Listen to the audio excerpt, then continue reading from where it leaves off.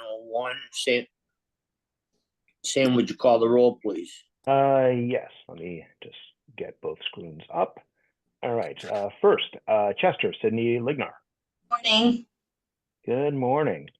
Clinton, Michelle Bianavenia, she is not expected. Cromwell, Anthony Salvatore. Here. Deep River, Carol Doak-Jones. Here. Good morning. Durham, Brendan Ray. Here. East Haddam, Irene Haynes. I'm here. East Hampton, David Cox. I'm here.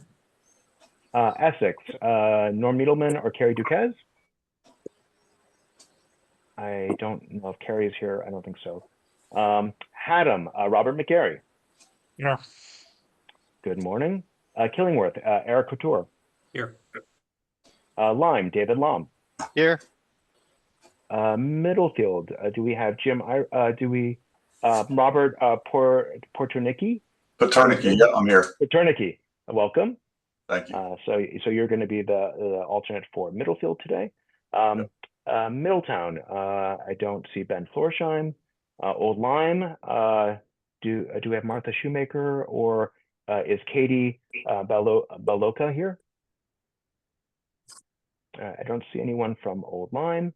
Old Sabra, Carl Fortuna. He is here. Portland, Michael Pelton. I did see him. So good morning, Michael. And then Westbrook, John Hall. Good morning. And he is here. And then for the MPO, Joe Comerford or Brendan Garrity, they're here.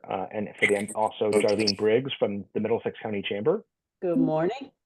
Good morning. We also have joining us Lori McElwee, our regional mobility manager. Oh, Ben Florsheim is here. Welcome, Ben. Morning.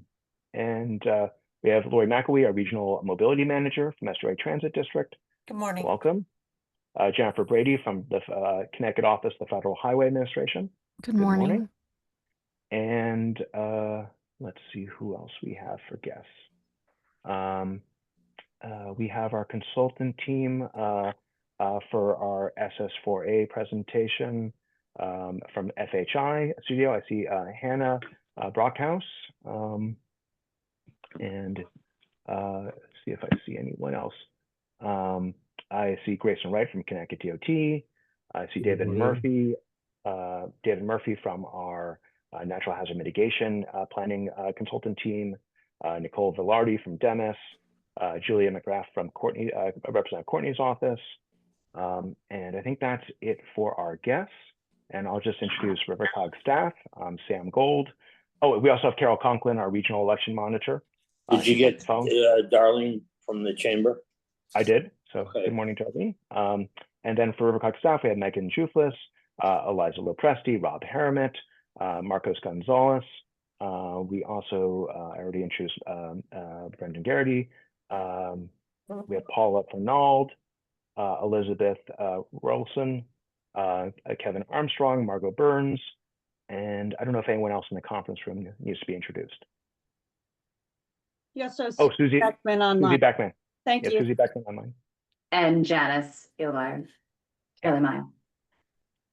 Have I missed introductions for anyone? Please say hello. Okay, well, that is it for roll call and introductions, Mr. Chair. Okay, so we'll go to public speaking. All MPO and COG business agenda items we'll take up, and all public comments, including MPO and COG business comments, are welcome at this time. And the first up is the Demis report, and Nicole. Thank you. Good morning, everybody. Hoping you can all hear me okay. Just a quick update on a couple of things from Demis first. As of today, we still have not received any notices of funding opportunity for any of our federal programs, including the Homeland Security Grant Program or the Emergency Management Performance Grant. Hoping that we hear soon. There were rumors that we were going to receive them by May 15th, and unfortunately that did not happen. For the REPT, the steering committee continues to spend down our open grant awards, and we are preparing a budget in anticipation of the 2025 notice of funding opportunity. At this point, when we receive it, we will expect a quick turnaround. So we want to make sure that we are prepared for that if and when that comes our way. The next steering committee meeting will be Friday, June 20th, 2025, and that will be a virtual meeting. MOAs for the 2024 Homeland Security Grant Program, and again, that's the REPT funding, were sent out a couple of weeks ago. Those will be due to Elizabeth Matuska at East Shore District Health Department by September 30th. So please sign the MOAs and the resolutions and submit those to her by the due date. Another reminder that we are still partnering with the National Guard to offer free cybersecurity assessments for K-12 public school districts, public health districts, public water and wastewater districts, and councils of governments. The assessments will be conducted through July, but the deadline to register is May 31st, so the end of this week. For towns that participate in the Emergency Management Performance Grant, or EMPG, 2022 reimbursements are due to our office by Tuesday, June 3rd. So this coming Tuesday. We are still missing about 8 to 10 reimbursements. So please check in with your emergency management directors and make sure that your towns have received them. If you're not sure if you're one of those towns, feel free to send me an email and I'll happily advise. The notice of grant awards for the 2024 EMPG program are also due Tuesday, June 3rd. So please be sure to sign and upload those into our platform Civics. We conducted our first of 3 mass care and sheltering tabletop exercises in New Haven on May 21st. It went very well. We will be scheduling 2 additional. So if you were unable to attend that one, keep an eye out for the next 2. Save the date for August 1st. We will be hosting a Targeted Violence and Terrorism Prevention Symposium at CampNet. For those of you familiar with the Emergency Management Symposium, usually held in the spring, this will be the Homeland Security counterpart to that. And then finally, just a reminder as we approach hurricane season starting on June 1st, to prepare your communities. If you need any assistance in preparations or if you have any questions, please don't hesitate to reach out to our office. And that is my report, pending any questions. Any questions for Nicole? Thank you. Thank you. I'm sorry. Who was that? I think Carol Conklin will be next on public speaking when you're up to that. But... Yeah, thank you. First, though, I was a little remiss. It's with somewhat sad news that I heard this week that Mayor Florsheim is stepping down. And I would just like to say on behalf of the council, Mayor, we appreciated all your input with the council, and you are going to be missed. However, we do wish you the best in the future, and anything that we could ever do, call Sam. But it's been a pleasure serving with you on the COG, and I'm sure there's other members that concur. And if you'd like a few minutes or moments, go ahead, Mayor. Thank you, Mr. Chairman, and thank you to everybody who has reached out. It's good to be here, and it's poignant. But I'm excited for the next chapter. I will certainly not be a stranger to many of you, and working with this organization and with many of the individuals on this call has been a real highlight over the past few years for me. So thank you so much, and appreciate as always the opportunity to be with you all. And again, looking forward to the next chapter. So thank you, Tony, for the floor, and I'll leave it at that for now. Okay, Mayor. Well, good luck. Thank you. And I just want to thank the mayor for his great assistance with the Middletown Area Transit and SUA Transit District. You were instrumental in that merger and making sure that was successful, and just all your support through that was just key for that important service for the city and for our region. Thank you. And seeing the electric buses with the new livery on them rolling around town is a reminder that even when it feels like things are not happening, eventually they do get accomplished, and that's a real joy of this role, as you all know. Yeah. Thank you, and best wishes. Thanks. Thank you, Mayor. Okay, moving on. Carol? Good morning, everybody. We had a call with the state last week, and a couple of updates for you is that a couple of months ago, probably over the last few months, all your towns signed lease agreements for new voting equipment that was purchased. And it's technically not a lease. You are going to be getting emails, if you haven't already, changing that program and changing the wording to a gifted program. The towns do need to own that equipment. You're not leasing it. The lease came about because when the equipment arrived, the gifting agreement from the Attorney General's office, the wording was not complete and they needed more time. So the lease agreement that you signed was interim. I don't know how well that was conveyed, but it is going to change to being gifted to each town, the equipment, and just watch for that information and paperwork because what you already signed is going to be changed. So I wanted to call that to your attention. The Secretary of State's office also asked that we are closing up quick the legislative session, and many of the election bills that are going to save money for small towns have not been raised. If you can talk to Norm, Devin, whoever's in your path to say, can you make them a priority, get them pulled forward, that would also be helpful. And lastly, regarding new equipment also, is the towns using and taking delivery on new equipment are towns that had referendums first. They were the first priority. I was at multiple towns training and at their referendums to make sure the new equipment went smoothly. And the rollout will be going to the rest, as their situations come up. Hopefully by anybody having a primary and a November election, everybody will have their equipment and be trained. And the training will take a little time. It's considerably different than your last group of tabulators everyone's been using. So anyways, please reach out at any time and send me an email, any questions, and I'm happy to help you out. Any questions for Carol?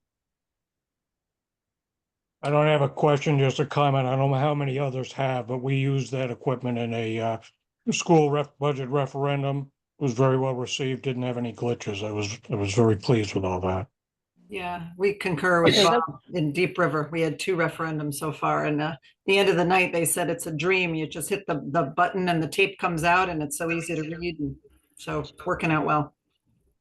Yeah, it has good reporting capabilities. When a person inserts the ballot, it pulls the ballot a little bit slower. So we're very cautious to tell the machine tenders in the new training that watch the ballot, don't let the person leave because they're going to get a message, ballot has been accepted, not to leave till they see that message so it's not considered an abandoned ballot in their vote counts.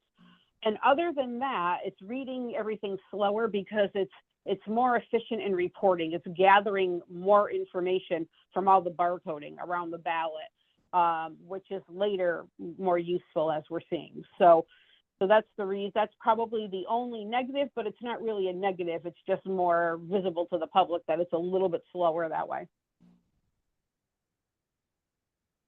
Okay, so what you said, the state finally got something right, huh? We're hoping. And we're hoping. And Mr. Chair, I'd like to just recognize we have Carrie Duquesne from Essex and Katie Baloka from Old Lyme. Welcome. Welcome. All right, And moving on. Thank you. we have Julia McGrath from Courtney's office, also on public speaking. Do we have anyone from Senator Murphy's office? I don't see anyone from the senator's offices. Nothing from Senator Bloom. Then we'll take Representative Courtney. Thank you. Morning. So right off the top, the House of Representatives is on a district work period this week. They will be back in session on June 3rd. Last week, though, the House passed the reconciliation bill that they have been discussing for quite some time now. This is HR 1. It passed with a very tight margin of 1 vote. 215 to 214. The congressman did vote against it. I've linked his statement as to why. Happy to discuss that, individually though, if you have any more questions. I've also linked the Congressional Budget Office analysis of the House passed version and a Congressional Research Service report on the tax provisions. It should be noted that obviously this has to go to the Senate, and we do believe that there will be quite a few changes. And so this is likely not the final version of the bill, but we are keeping an eye on that. Also, the White House released in the beginning of the month their fiscal year 26 budget requests, or what some people refer to as the skinny budget. This is just a preliminary kind of stage setting for budget negotiations as they're ongoing, but I did link it in case anyone is interested, as well as a really good breakdown from the National Association of Counties for how this budget, if it were actually to be enacted, would impact local governments. I think it's really helpful. On that note, the House Appropriations Committee Chair has released the appropriations markup schedule for 2026. Subject to change, but I did include it in case, there's specific subcommittees you'd like to tune into. And then a couple executive branch updates from USDA, the applications for the Farmers Market Promotion Program, Local Food Promotion Program, and Regional Food System Partnerships programs are open until June 27th. A lot of times the state applies for these on behalf of local partners, and then it flows through the state, but that is some good news after we saw some of that money go away. So that's nice to see that that is still happening. In terms of FEMA, we do see a couple grant programs that are open, specifically SAFER, and which is for fire department staffing, and then fire prevention and safety. Those are open until July 3rd and seem to be proceeding as normal. Also, there are flood mapping updates for the state that have just been released. I've linked those as well. Lastly, there are two NOFOs from DOT that I think are of notice: the grants for buses and bus facilities program and the low or no emissions program. Historically, they've been very competitive the past few years, but they hit a lot of priorities within this COG. Also, on Friday, we are submitting our priorities for the Surface Transportation Reauthorization Act, which is actually not going to be legislated on until fiscal year 26, but they want our input right now. So we do have a working list, but if there is if there are any priorities you feel particularly strongly about, programs that you really want to make sure get supported, we want our priorities to reflect what the actual needs of the district are. So feel free to shoot me an email, give me a call, and we'll make sure to, include that feedback as well. And I think that's it for me. Thank you. Any questions? I have one. Yes, sir. Hi, Julia. How are you? Hello. Good. How are you? Good. You mentioned the grant. Oh shoot, what was the mention? Is it the USDA one, FEMA, DOT? Oh, the staffing one for fire. SAFER, yeah. Can a fire company use that for a consultant to come in and do a study about the fire department? Can we use that for that? I hate to use it for people that that's a great question. I have not seen that happen before, but I will look into it. I'll get back to you on that. Thank you. Yeah. Thank you. Anyone else? Okay, again, thank you. Moving on, MPO business, the approval of the minutes from April 23rd. Can I get a motion, please? Motion to approve. Motion, second? Second. Any corrections? Seeing none, all in favor, say aye. Aye. Any opposed? Motion carries. All right, Rob, we have a number of tip amendments. Without objection, I'd like to do B1 and 2 together, Rob. Oh, Rob, you're still muted. Yep, there we go. All right, I'm out. Okay. Yeah, well, you can do the first one. The first tip amendment is Haddam, it's Route 82 and 154, Project 6160, uses STP Hartford funds, exempt from air quality modeling. This project is to replace two T-type intersections with roundabouts as well as Bridge 662. There is a construction phase in 2025, AC entry. The second line item is a construction phase in 2025 for 1.2 million, AC conversion, 80-20 federal state split. This amendment is really just adding a new project to allocate the remaining balance of the construction for this project. You're probably all familiar with it. It's been going on for a long time. It's halfway under construction now. People seem pretty happy with it. So this is just the money to finish the job. Okay, can I take a motion to approve B1 and 2? So moved. Second, Tony. Oh, Dave, thank you. Mhm. Any further discussion?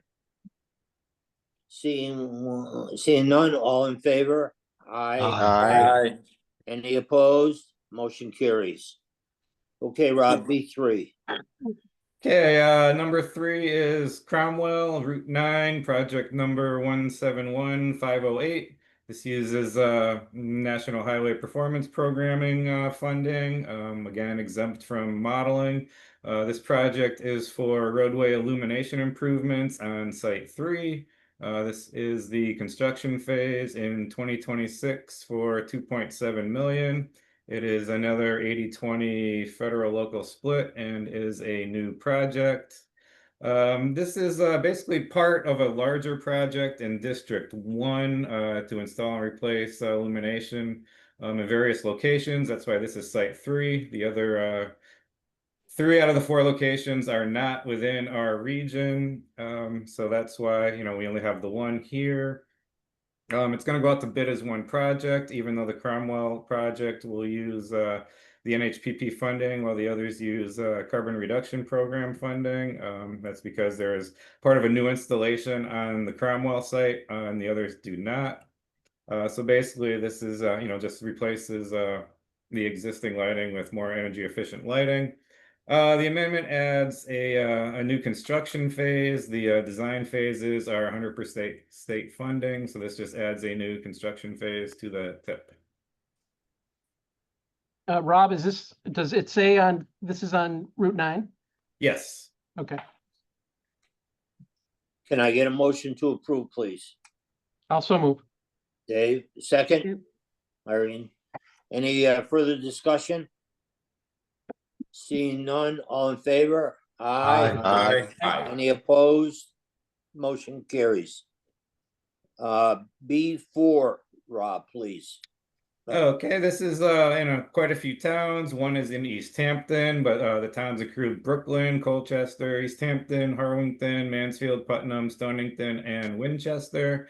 It's on various routes. This is project number 170-3749, using carbon reduction program funding, exempt from air quality modeling. It's detection upgrades at various urbanized area traffic signals, a construction phase in 2026 for 1.1 million. In your packet, I did send out the list of all the other locations, but since it's only East Hampton, that was within our region. This is at, let me find it. Route 151 at Schoolhouse Lane and Knowles Road. Oh, You've probably seen this before in various other district projects. This basically is to replace the in-pavement loop detectors with 360-degree stop bar detection cameras and dilemma zone radar units. It's a new project. Again, similar to the last one, preliminary and final designs 100% state funding, and this adds a construction phase to the tip. Can I get a motion to approve, please? also move. Second? I'll Second, Mike. Any further discussion? Seeing none, all in favor? Aye. Aye. Any opposed?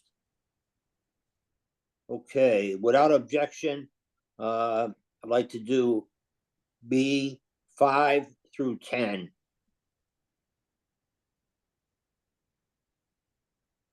Rob, Yeah, this is a statewide project number 170-3780. Uses highway safety improvement funds exempt from modeling. This is for traffic safety analytics.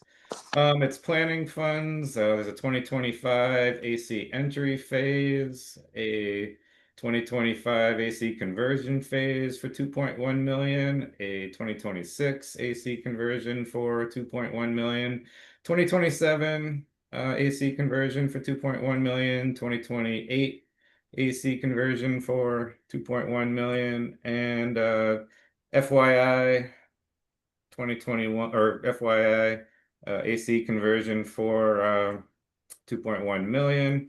If you look in the past, AC conversions didn't have a number in parentheses behind it. Each SIP is broken down into various subcategories. So this is using the penalty money for not meeting our performance measures. Let's see here. There was a long description sent out with the project. Basically, DOT works with UConn on their Connecticut Roadway Safety Management System. This is using data-driven safety analytics. I sent out, like I said, a big long thing. This extends the existing project for the last 5 years for 5 more years through 2025. The simple version is what the roadway safety management system does. It kind of takes the highway safety manual, the AASHTO highway safety annual methods, and kind of puts them in a web-based application. So when basically DOT is developing projects, it goes through the highway safety manual process, such as network screening, diagnostics, consultant or countermeasure selection, economic appraisal, project prioritization, and safety effectiveness. So, the projects are screened through this program, using all those things. So when, so DOT basically has all this background information in terms of, why the project is being done based on those 6 steps. okay, can I get a motion to approve B 5 through 10? Also move. Second, Second. John, thank you. Any further discussion? All in favor? Aye. Aye. Any opposed?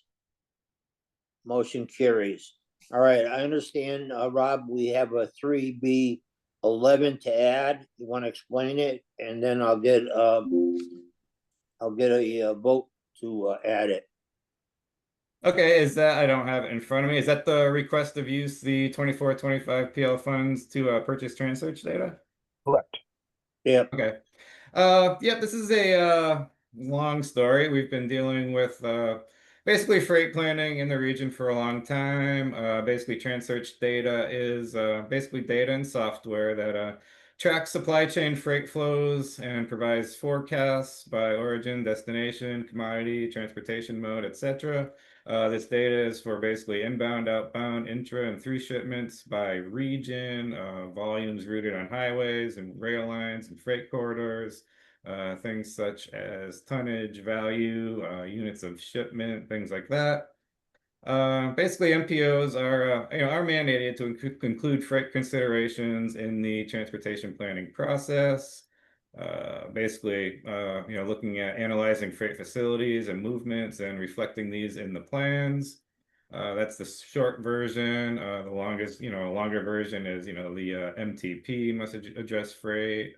We should have Basically, freight movements within the metropolitan area should be integrated with the state plan, address bottlenecks, performance measures, which we adopt the states annually, as you may remember, and list the stakeholders. So basically, this would be a purchase of the data and the software. It came about through DOT is updating their freight plan. Their current plans 22 to 26. They have the 2019 Trans-Search data. Actually, the consultant owns it, so this was never being able to share with the COGs and MPOs. Basically, in certification reviews, it's usually recommended that we do focus more on freight issues in the region statewide. So basically, the COGs had got together, and we're going to purchase this for the region. 6 out of the 9 COGs are on board. 1 is not, and 2 of the rurals are not MTOs. Don't have to meet any freight planning requirements. It is $100,500 for the region, broken down by the 6 COGs. It would be $16,750 per COG. So that is basically what we are looking at this point, and requesting that we can use the 24-25 PL for this purchase. Basically, the idea would be to put together, like mini freight plans or freight profiles for each of the COGs. I know a few COGs, have hired consultants to put together full-scale freight plans, but this would provide us the data for inputs for coming up with our profile and adding data into our MTP and other planning programs. What do you need for a motion, Rob? Just to request the use of 24-25 PL funds for the purchase of Trans-Search data and software. Can I get a motion to add that to the agenda, please? Dave, second, Carl. Any discussion? Seeing none, all in favor? Aye. Now, can I get a motion to approve the recommendation? I'll also move. Dave, Carl, all in favor, say aye. Aye. Any opposed? Motion carries. Thank you. Okay, we're gonna do endorsements 26-27 Unified Planning Work Program. And we need motions on all 3 of these. So number 1 is the UPWP resolution. Rob? Yep. Do you want me to discuss the UPWP briefly first? I can provide the yeah, go ahead and give us all 3 an overview. All right. Can I share my screen? I can't hear you. Can I share my screen quickly, or? Yeah, go ahead. All right. Oops, it says it's not turned on. If not, that's okay. Yeah, Kevin, please turn on giving him give Rob co-host. Yeah, you should be and these resolutions are all in your packet.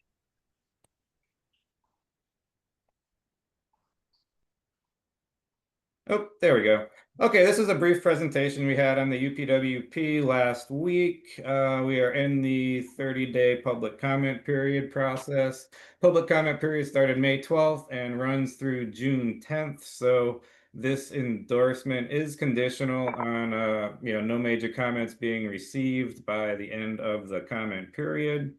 I think most of you are familiar with the UPWP. It is the Unified Planning Work Program. It is basically a statement of work, planning priorities, activities carried out within the MPO. So let's see here. This is just a few slides from the presentation. There's basically a prospectus, staff outline, important issues, planning goals, transportation and integration of planning objectives, financial plan, and appendices. The prospectus is basically just a narrative of the work and things that we're going to do in the region. Staff outline describes the roles and responsibilities of RiverCOG staff. Important issues are things from the MTP, such as intermodal transportation, bike ped transportation, TOD, complete streets, freight, and things like that we're going to be working on. Chapter 4 is the plan and goals. These are basically the federal requirements that an MPO must include in their transportation planning process. The next are the chapters. These are the main things that we will be doing as an MPO. The first is task 1's management of the planning process, which is basically our administrative duties. Task 2 is data collection. That's pretty straightforward. Data collection analysis for all the inputs into our transportation planning process. Planning activities is basically all our day-to-day transportation activities. Other technical assistance is basically a request by towns and other entities for various transportation work. There is public involvement and public information. This is updating our website, going to public meetings, things like that. And task 6 is, those are the required tasks. Tasks beyond that are typically PL funds used for other special studies. So we also do have the National Hazard Mitigation Planning funds in there, which will be discussed later on in the meeting. The financial tables are kind of the meat. It basically shows where the funding sources are for FY 26 and 27, staff hours and budget, hourly rates for staff, financial responsibility by task, which are the 6 tasks I just previously mentioned. In the appendices, there is also the statement of MPO, state and transit operator roles and responsibilities. You have seen all these in the past. I can stop sharing my screen. This was sent out a few months ago, so you had to look at the draft. Then the draft was sent out again prior to the start of the public comment period, and again, I believe, with the agenda for today, along with the 3 resolutions. There is 3 separate resolutions, one adopting the UPWP, if you wanted to do that one first.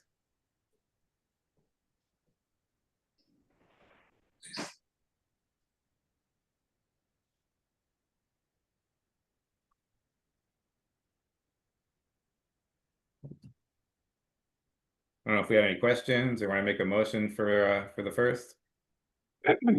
Okay, can I get a motion to approve the UPWP resolution? I'll move approval of that resolution, Tony. I'll Dave, second can I it, get a Tony. second? I I'll can't second, see but it. Do we have a second? Yeah, Okay. Bob did it. Any further discussion? Hearing none. All in favor, say aye. Aye. Aye. Okay, can I get a motion on roles and responsibility resolution?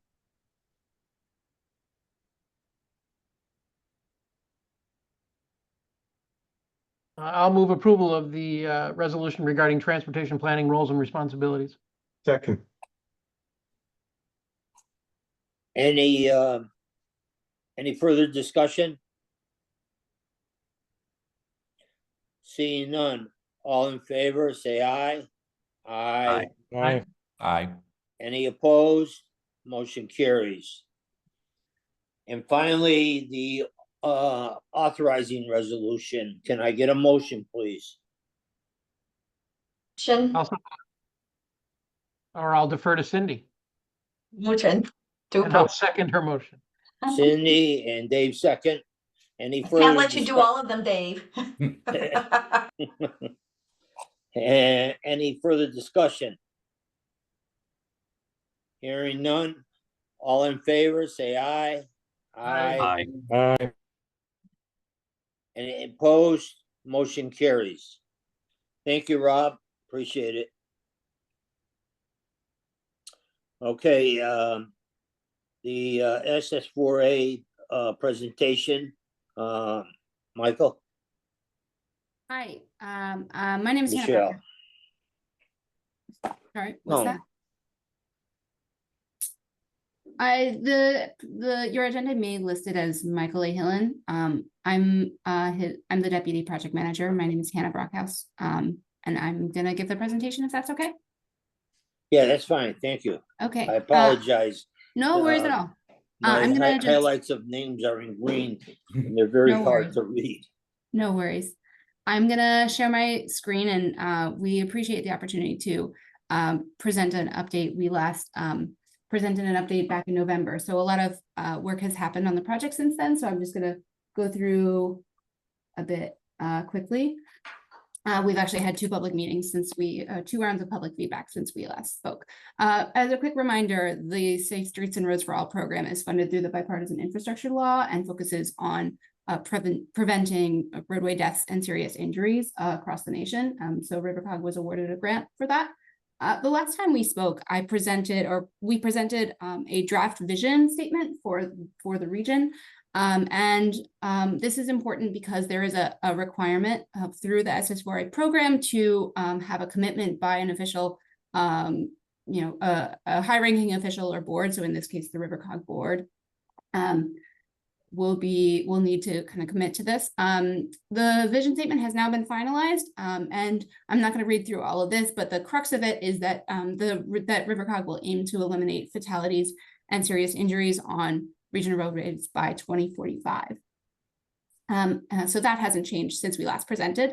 What has changed is that we've identified these three goals to effectuate that vision. Firstly, to identify and prioritize improvements. Secondly, to convene regional partners, public stakeholders, and local organizations to collaborate on solutions. And thirdly, to improve data monitoring and reporting to facilitate that process. I want to note quickly that one of the things that we've done over the last several months is develop a memo for policy and process recommendations. So this is resulting from a thorough review of state, regional, and local policies, practices relating to roadway safety and roadway design for the region. And so we have these recommendations with a memo on our website, and they will be a part of the action plan, and they encompass everything from enforcement to project prioritization and design parameters. And we've identified actions that RiverCOG can take, but also municipalities can take to improve roadway safety through policy.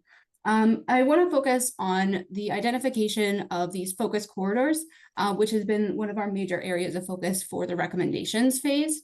Last time we presented our safety analysis, which is really the driving factor in terms of how we've arrived at these corridors, which are primarily locations where crashes have occurred that have resulted in fatalities and serious injuries over the last 5 years, and that is what we call the high injury network.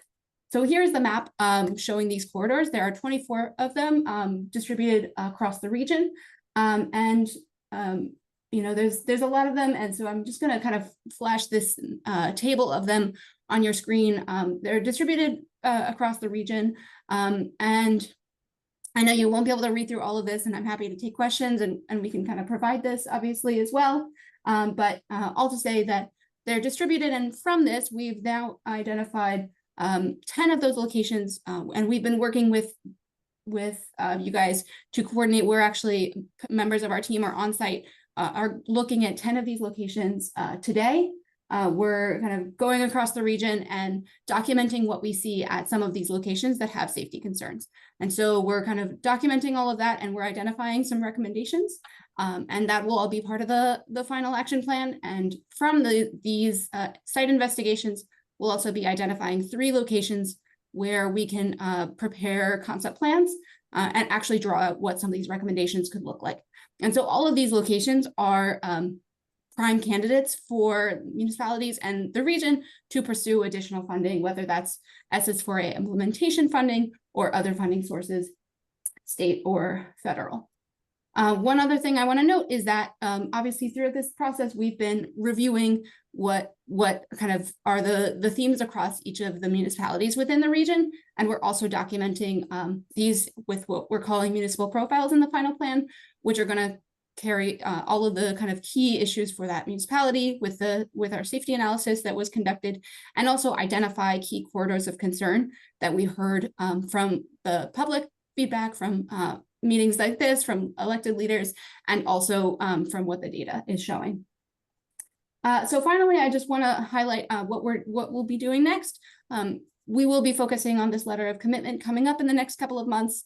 As I mentioned, we're out doing site investigations today, and that will help us determine where we'll be developing these concept plans that we'll be working through the summer to kind of draw up, as well as developing that action plan with our next public meeting, couple of public meetings this coming fall. So that's really what I had. I went through that obviously very quickly, and I'm happy to take any questions if there's time. But otherwise, I've got Rob's information on the screen as our project manager, as well as my colleague Michael, who unfortunately wasn't able to make it today. Thank you. Any questions?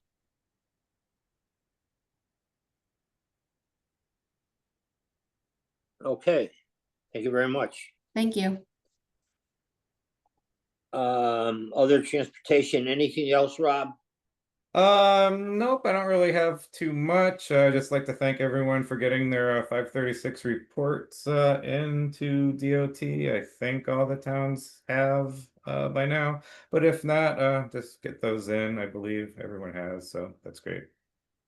Rob, quick question. And I'll just add. Go ahead. I'm sorry. Oh, we'll ask Rob the question, then I can talk. Then I'll add one other update. Rob, at all the pedestrian push button lights, the DOT's putting concrete sidewalks, and I've been informed that they think it's going to be our responsibility to maintain them in the winter time. You heard anything on this? No, I haven't, but I can look into it. Okay, if you would, I'd appreciate it, because I did get a letter, and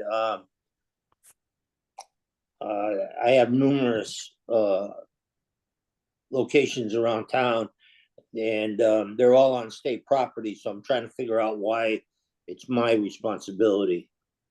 Yeah, they might have a policy or something. I'll try to get a hold of it, and I can forward that out to everybody if there's, other towns that are interested.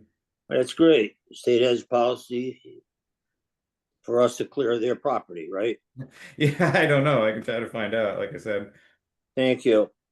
All right, COG business, RiverCOG. Well, just one Okay, item, go ahead.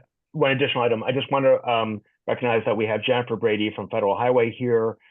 She had last week just sent us the final MPO recertification report. I will give the COG board a detailed presentation on that next month. But the short story is there's a number of recommendations.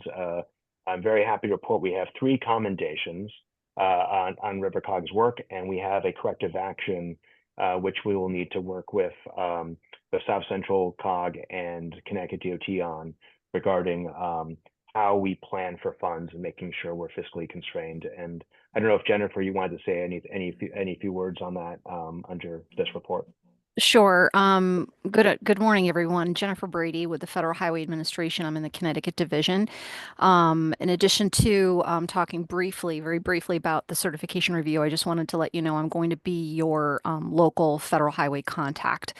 Eric Shortell has left the agency, but again, I worked and have worked closely with Sam and Rob and a couple of you through the years. But on the certification review, again, thank you to Sam and your team. It is a very lengthy process that started back at Federal Highway and Federal Transit early in the year. We look at a number of transportation planning documents, and we do come up, we are federally required to certify the transportation planning process within the metropolitan planning area, or the transportation management area every 4 years. And so we issued that to Chairman Salvatore last week, and the staff of both RiverCOG and South Central Region Council of Governments. The New Haven TMA is covered by both of your agencies. So Sam did a great job, commending you. You're doing some phenomenal things. I know housing under Infrastructure Investment and Jobs Act was a major focus. And so really great work that you're doing on housing, the transit planning. You made reference to the earlier phenomenal things, and TOD visioning and things you're doing along that. We got to tweak a few things. Sam said there was a corrective action. We have experienced those across with other TMA reviews. So again, thank you to Sam and the team. And we will be back in 2 years to check in mid-cycle, but we are always here and available. I'll be occasionally coming to your meetings, and we're always here for assistance. And as the new administration starts identifying priorities, formally we'll be kind of communicating that with you. So thank you. Thank you very much. And we agree. That's it for my report. Sam and staff do a great job. Anything else, Sam? That's all for other transportation updates. Okay, thank you.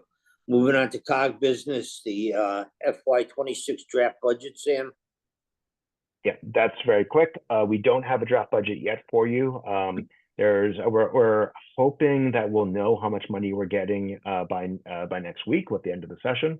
And our plan is to have a draft budget in the hands of the executive committee for Tuesday, the 10th of June.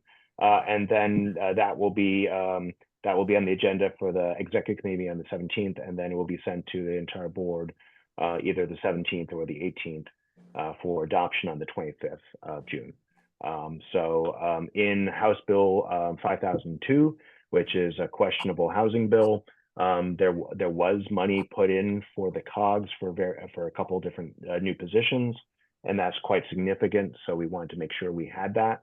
And also I'm working closely with Paula on everything, but we don't expect any real surprises in the budget, hopefully, except for potentially more funding for us. So they could be some good surprises. So that's where we are with the budget, but we will get this to you as quickly as we can. Okay, Sam, thank you. Legislative update. Everyone knows that this is the season of rats and sausage making. Before the meeting started, Irene was talking a little bit about House Bill 5002, the omnibus housing bill that went through numerous versions and amendments before getting passed by the House. We don't know what's going to happen with the Senate.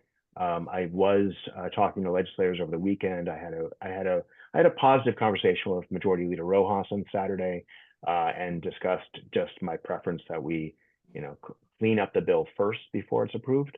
But he felt that it was better to approve something and then fix it later. So. Oh no. Yeah. So we'll see what happens in the Senate with that bill. I know there's a number of other things going on. But I think when the dust settles after next week, we'll have a better picture of hopefully what happened, and hopefully the damage is not too great, and hopefully the positives outweigh the negatives. So Sam, are they still taking away a lot of the municipalities' rights from planning and zoning, like number of parking spaces, residential, I guess 2 or more in any zone? Yeah, so I raised that with Rojas about parking, and how in most contexts, the developer is still going to provide parking because the market demands it. But there are going to be instances where a developer isn't going to put housing where the town believes there should be. And this bill removes the town's ability to require parking for residential development.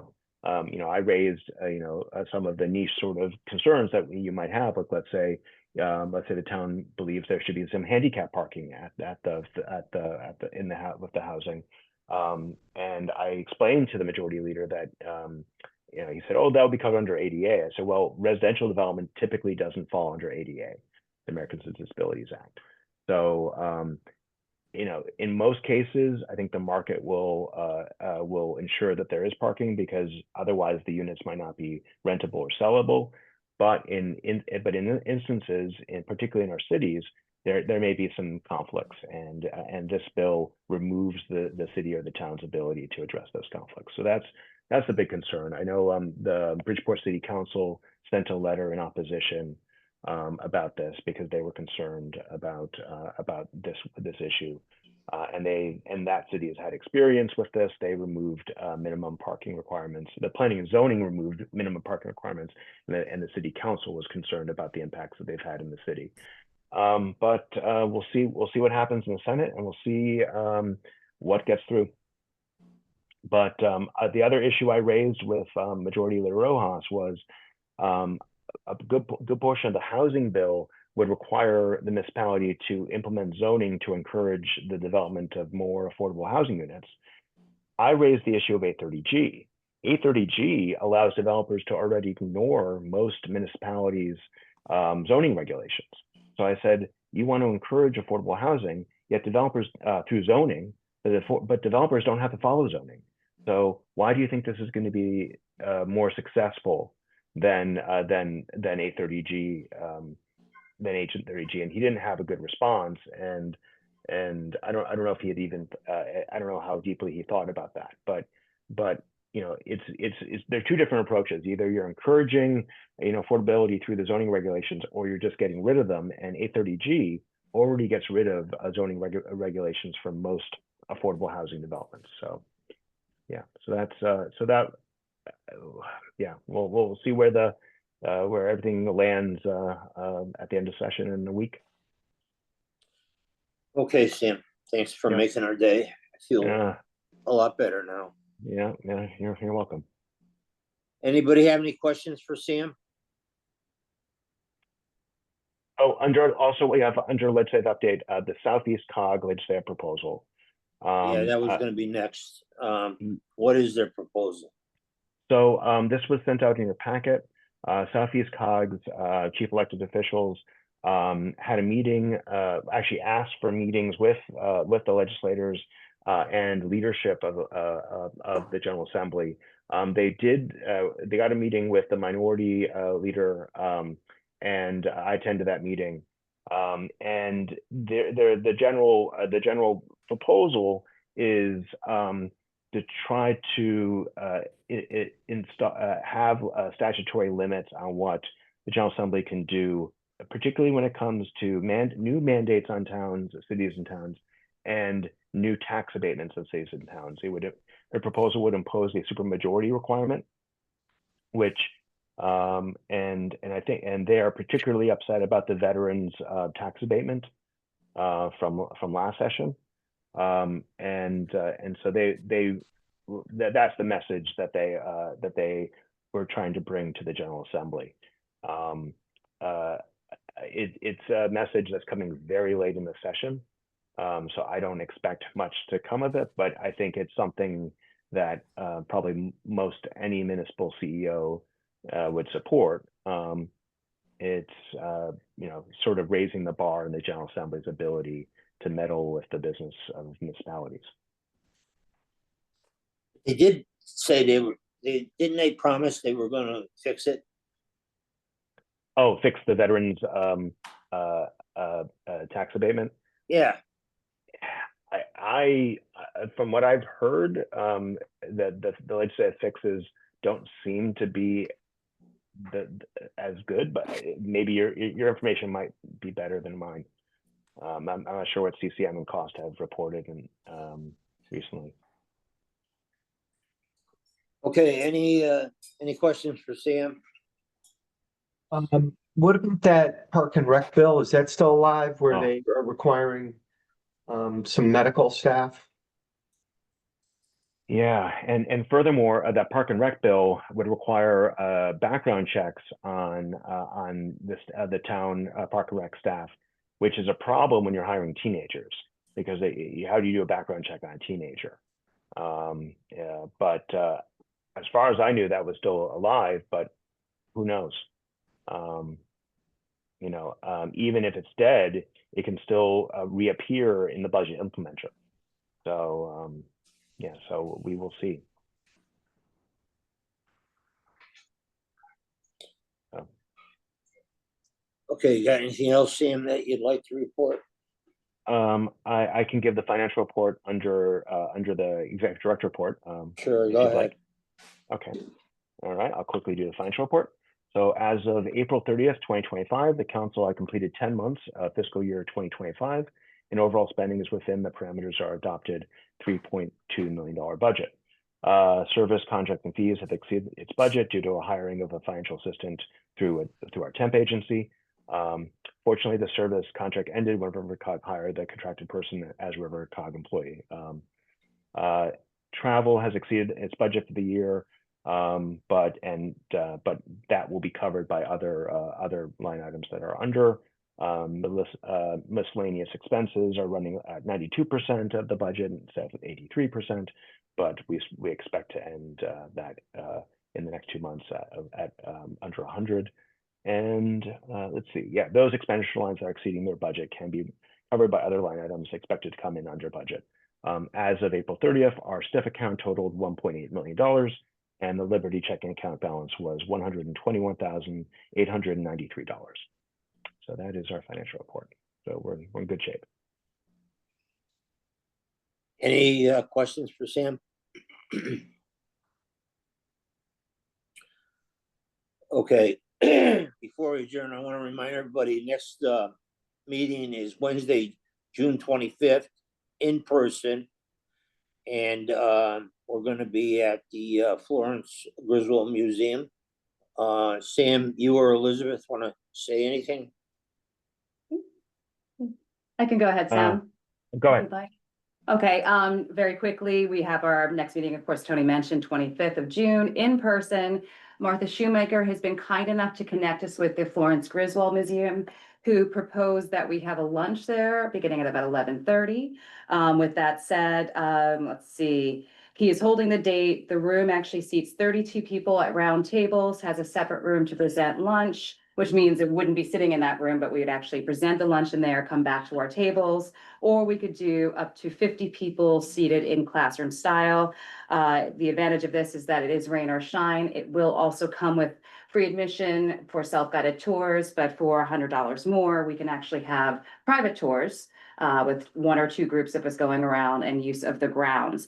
The fee for the property is typically $420, but that is suggested donation. They are willing to comp it. And I just wanted to present that to the group as a possibility. We are closing in on June 25th. Thank you. Sam. Yeah. We doing any staff reporting? Oh, you mean annual reviews? You mean No. Any updates from staff? No. So what we did was we tried to keep the COG meeting business to a minimum today because we have a presentation, a meeting following this for natural hazard mitigation. I just wanted to make sure. Yeah, no, we're good. I limited to this the essential things that needed to get covered, and so we can move on to natural hazard mitigation. Okay. Does anybody have anything else for the good of the council? I think David. Excuse me, just quickly. Did we have an expectation that we were going to take some sort of an action on the museum use, or are we just good and we're going to go? That was my next question for the group. So I kind of thought that's what we were going toward. I don't know if we need an action or do we want an action? What's the pleasure of the body here? Thank you, David. I think as long as we don't have objections to going to the museum, the Florence Griswold Museum in Old Lyme, we'll be providing lunch. So as long as there's no objections, that we do know that Old Lyme is a little out of the way for some of you, but we will wrangle a free ticket and tour for you as well. That's right. Tony, Mike, and I will figure out a way to get all the way down there. Yeah, I'll cross the river for you, Dave. Okay. All right. So I think Elizabeth, that's a yes. Thank you. Sounds good. Thank you, Amy. I'm sorry, I didn't hear any opposition, and you did such a wonderful presentation. I just assumed that they were going with it, but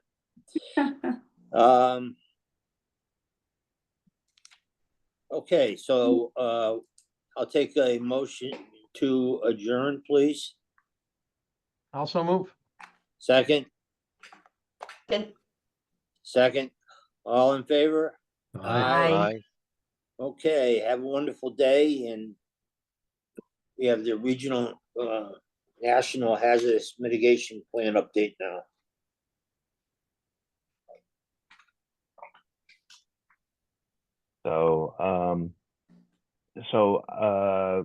This is for CEOs and representatives from our municipalities. RiverCOG is again leading a project to update 15 of the town's natural hazard mitigation plans.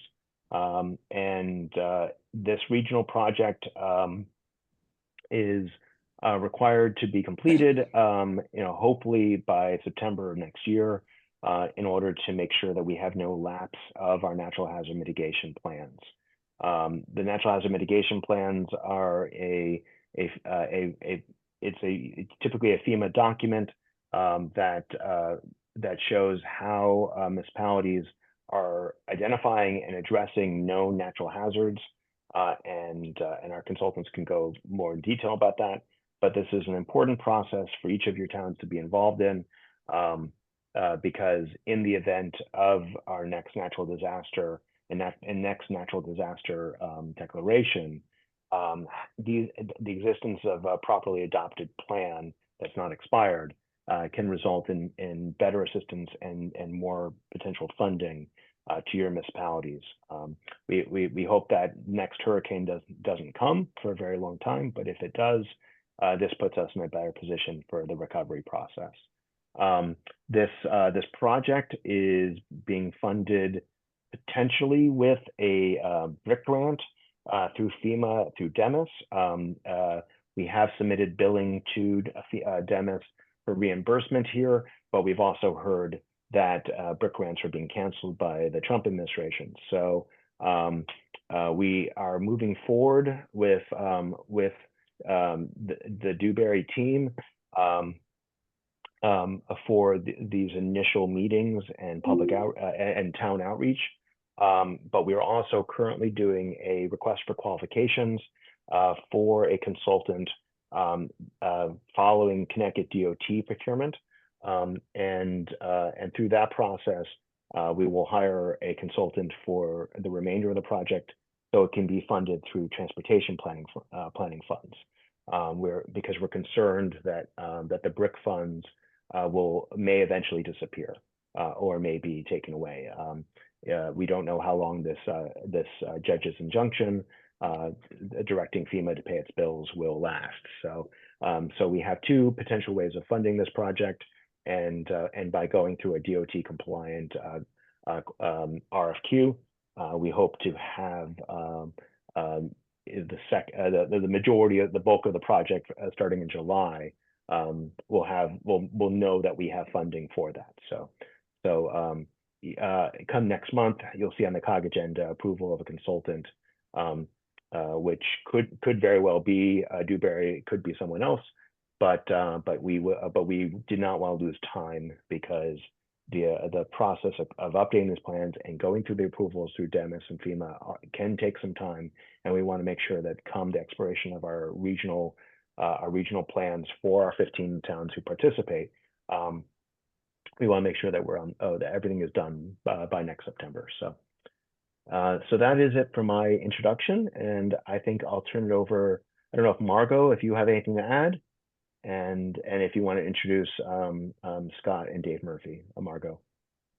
Yes, sure. Good morning, everyone. Thank you, all of you, for attending this meeting or your representative, and communicating with Eliza so nicely with scheduling your individual town meetings. Some are the first week of June and some is the third week. So we only have one town left, and that's town of Durham. If you're on this call, we still need to schedule your your individual town meetings. So many of you went through this process last time with Scott and Dave Murphy. And we're lucky to have them starting off this process with us for this update. And so Scott, I will let you take it away. All right, thanks, Mario. I'm going to try to share my screen. I confess I'm a Teams guy, not a Zoom guy, but I should be able to get this up and running here in a moment. All right. Can everybody see the PowerPoint presentation on the screen? Not yet. Not yet. Okay. Yeah, try resharing it. Yeah, Zoom does this to me all the time. I'm not sure why. It shows as if it's shared on my screen, but it's not. If you want to email us, or if I don't know if Dave has it, one of us can try sharing it for you. So if you, we can try doing that. Yeah. I did email it. Oh, it's working now. It's finally working. All right. Well, it says starting a screen share, so it's still it's black, but okay, looks like it's coming up now. Yeah, it's working. We can see it. All right. Thank you, Scott. All right. Yeah, I don't know. I don't even know what I did. I just clicked. Anyways, welcome everybody to the kickoff meeting for the 2020. What will be the 2026 natural hazard mitigation plan for the RiverCOG. Despite all the procurement and grant stuff, this presentation is the whole process, regardless of who completes it. So this is just a walkthrough of that process. For some of you who've been involved in this before, I apologize, it may be a bit repetitive, but I wanted to make sure I covered the basics for those on the call who have not.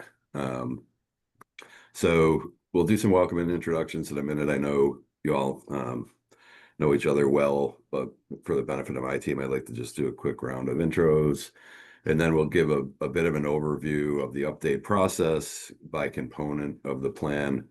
We'll discuss some required changes to the plan, and then go through next steps and wrap up with questions and answers. I have a few places in here where I'll pause and ask questions and try to get some interaction, but basically this is an overview, and we'll do the deeper dives during those meetings that are scheduled in the first and third week of June.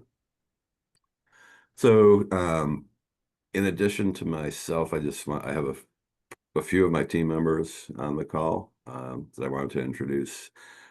Julia Bontempo is a senior planner with Dewberry. She'll be sort of overseeing the planning process and keeping things on track and helping with the document creation. David Murphy from our subcontractor, Resilient Land and Water. Many of you probably know he's been in this industry in Connecticut for a very long time. David and two of his team members, Victoria Vetre and Scott Bianati, will be helping out with local meetings and such. And then Jesse Nelson from Dewberry will be leading the hazard ID and risk assessment and GIS portions of the plan. So just wanted a chance to introduce them to you so that you'll recognize the names and faces if they reach out. Could we just quickly go around the table? You don't have to go through all of the points on this slide, but if you could just give your name and your town, and then if you have anything that you'd like to say about your feelings regarding this process, feel free to do that. Yeah. Hi, everybody. Mike Pelton from Portland. First time going through the process with you guys, so I'll be listening intently. Okay. Appreciate it. Bobby David Gary Cox with Adam. I went through it last time, so thank you. David Cox from East Hampton. This is our second time through, at least for me, and our public works director is going to be the primary contact here. We're just listening in today. Cindy Lignar for Selectman Chester. Same listening in as well, first time for me. Okay, thanks. Carrie This has been, Duquez. sorry, go ahead, Carrie. Sorry, Carrie Duquez. I'm the land use official for the town of Essex. So this is my first time through in Essex, and I staff planning and zoning and wetlands. I'm Ben Florsheim, Mayor of Middletown, and I'm holding over from the first meeting. I'm about to actually jump off, but Mark Kozakowski is Director of Land Use, so I'll turn it to him. Oh, we can't hear you, Mark, actually. At least I can't.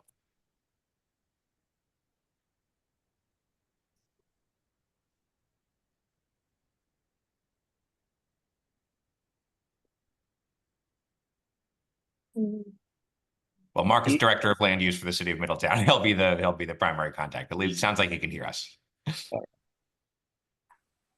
Eric Couture, I'm the first selectman in Killingworth. This is my first time going through this, so I'll be listening in. David Lomb, first selectman for Lyme. First time going through this, and I'll just be listening. My name is Rob Paternicky. I'm from the town of Middlefield. I'm sitting in for our first selectman, so I'll be listening as well.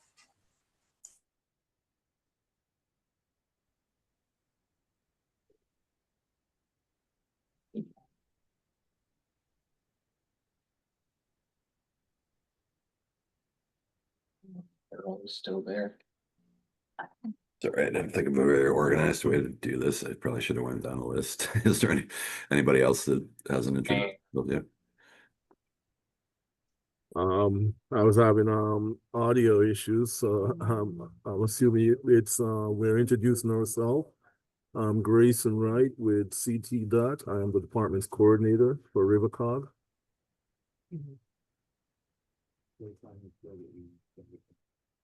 Grayson and RiverCOG, but Jennifer Brady with the Federal Highway Administration, the Connecticut Division. As Sam mentioned, we've been talking a lot about funding for this, so kind of behind the scenes on that aspect.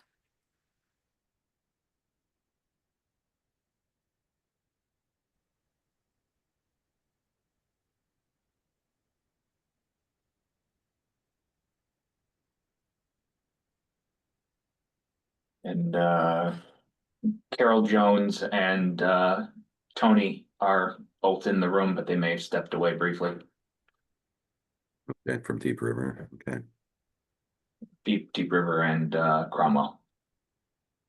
Hi, Scott. This is Eliza Lopresti from RiverCOG. I just wanted to let you know I think that's everybody on my list for all of our towns. We're missing 4 of our towns right now. Okay. All right. Well, if anybody hasn't introduced themselves and they want to, feel free to jump in. Otherwise, I'm going to get rolling. We're a few minutes behind, and I want to keep fidelity with the schedule here. Let me get back to the presentation. All right. So just a little bit on we're going to get into the process, but in order for the plan to be approved, we have to document and show FEMA how exactly everybody involved participated.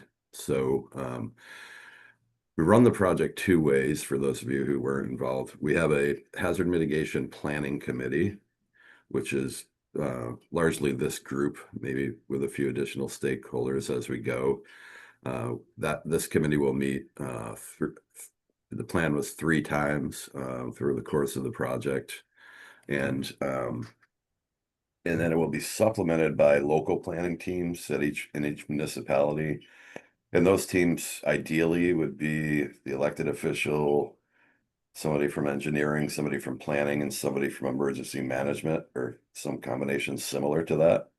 And there'll be 2 meetings of that team. Those are sort of roll up the sleeve working meetings. So those are the 2 groups that will do this. Connecticut Demis reviews the plan first, and we address any comments that they have. And then it goes on to FEMA Region 1 for review and approval before it gets formally adopted by RiverCOG and the 15 participating jurisdictions. So that's sort of the lay of the land in terms of who's responsible for what. I introduced our team already. So we just like to emphasize, it's your plan, not ours. We're here for whatever portions we support. We're here to facilitate the process, lend technical expertise and consultation, and basically do the heavy lifting and the hard work. But what we need from you all for the plan to be successful is to participate and contribute information when requested, make the final decisions, review things, and ultimately decide what strategies, actions, policies, and so forth will be your resilience or mitigation strategies going forward, so that we can create a plan that doesn't just sit on a shelf, but is actually realistic and usable, and can result in losses avoided during the next event, whenever or whatever that may be.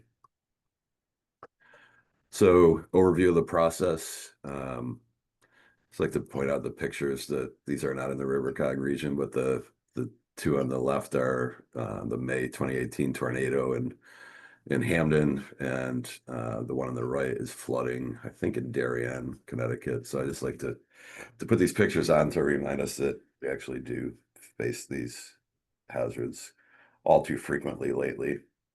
So for the new folks, what is hazard mitigation and what it is not? It's any sustained action to reduce or eliminate injury to citizens, damages to structures and businesses, and to allow the continuity of critical societal functions. So we think about protecting things in harm's way as mitigation, but it's also policies and actions and things that we can do to avoid the cost of response, because public safety and public works responses oftentimes exceed the dollar damages of the actual physical damage from the event. So we're also trying to minimize those costs. So things like building defensible space from wind or for wildfire around a building is mitigation. Retrofitting for flood or earthquake of a building is mitigation. Purchasing a command vehicle for response and recovery is not mitigation. So think long-term things that we do that provide lasting reduction of damages. Why do we have one of these plans? The main reason is we all want to reduce and eliminate the burden to respond and eliminate damages and disaster disruption, and all the grief that it causes for our residents is sort of a primary component of public service. And also promoting data sharing between different levels of government and academia. So the more granular analysis that we do in this plan should feed the state hazard mitigation plan, and the state's hazard mitigation plan has information in it that will help us with the update of this plan. And the state plan was just recently updated last year, and we were fortunate to be able to do that plan for the state of Connecticut for the second time. So we're very familiar with it. And it also supports decision making and capital improvement planning. And then there's the very practical reasons that Sam alluded to. The Disaster Mitigation Act of 2000 requires a plan in order to be eligible for certain federal funding. Couple of those grant programs that are available currently as of today. If you have a hazard mitigation plan approved, there's the Hazard Mitigation Grant Program, which after a disaster provides approximately 15% of the total damages statewide in the form of grants for mitigation projects. So that's traditionally been the largest funding source. There's a Hazard Mitigation Grant Program post-fire. It's unusual for Connecticut to get wildfire disasters, but not outside of the realm of possibility.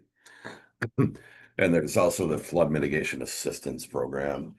And that program is really related to small infrastructure and building related projects that directly benefit National Flood Insurance Program insured buildings.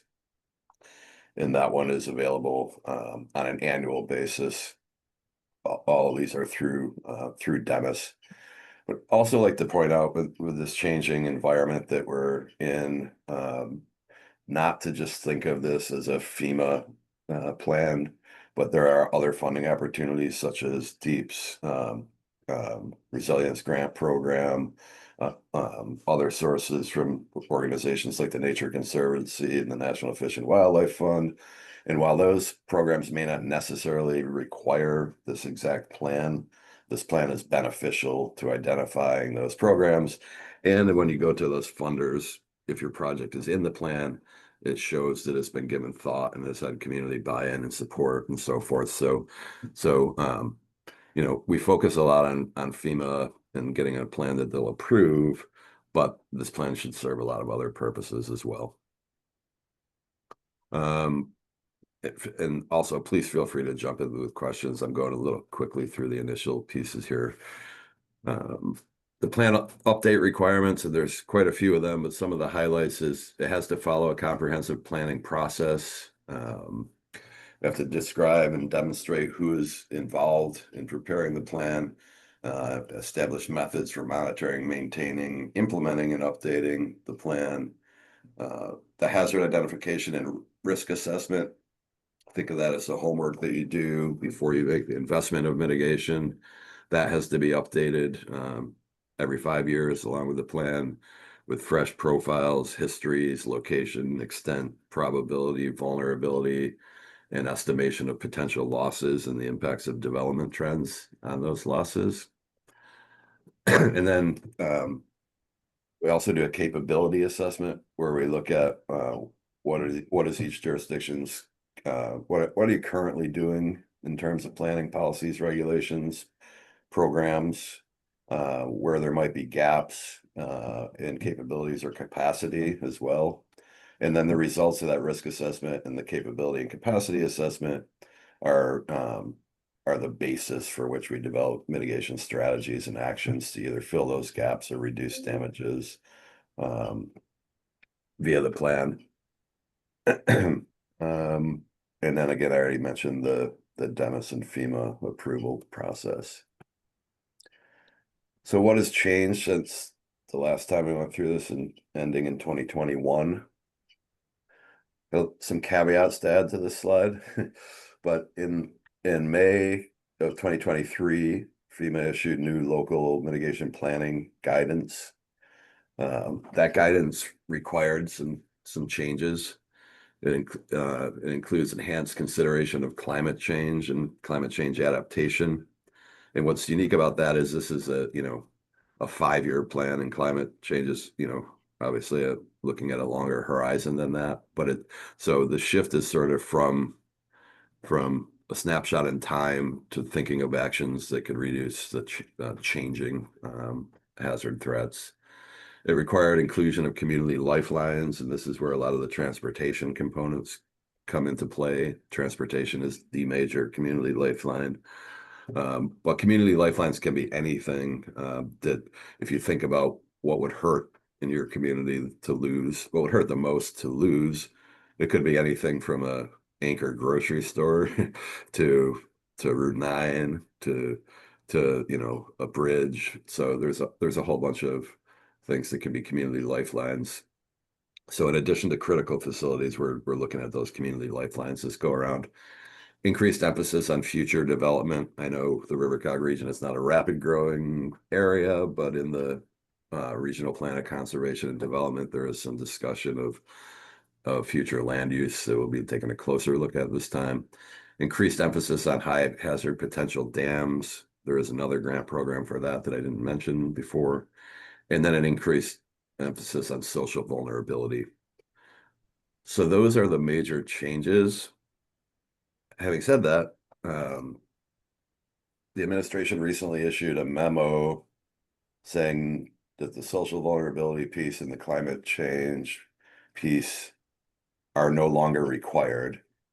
I was happy that they didn't say that they couldn't be put in the plan. It just said you don't have to put them in the plan anymore. So we can have further discussions about this, but my recommendation would be to follow the 2023 guidance and address those issues and concerns.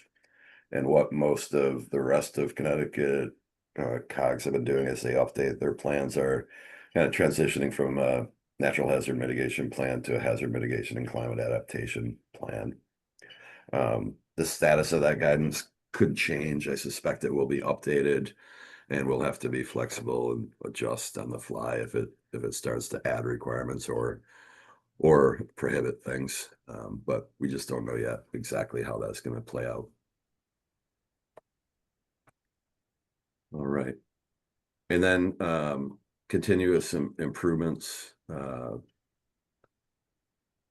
I think I've covered all of this. We also do, when Demis and FEMA review it, they provide required edits, required changes, and recommended improvements. So every time we do an update, we look at those recommended improvements and address them as well.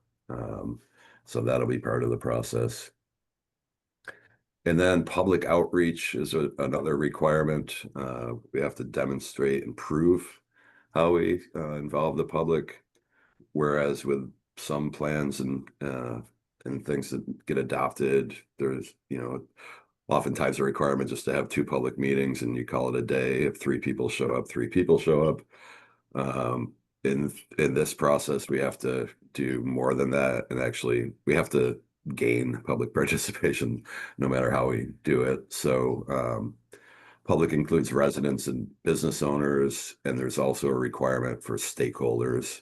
So I'm happy to see DOT on the phone and FHA.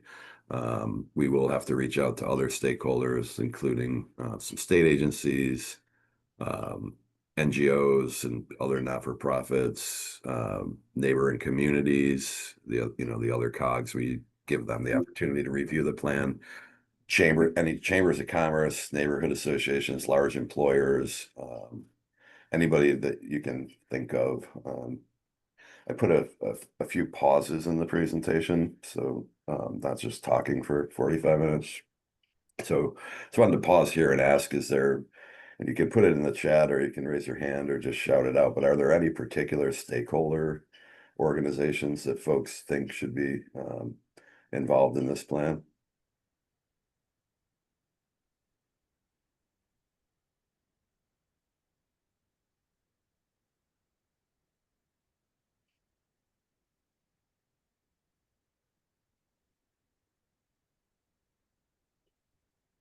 Circa, I would think, might be one. Water, wastewater, Scott, are good ones to include. It's just about to call on you because I knew you'd have some ideas.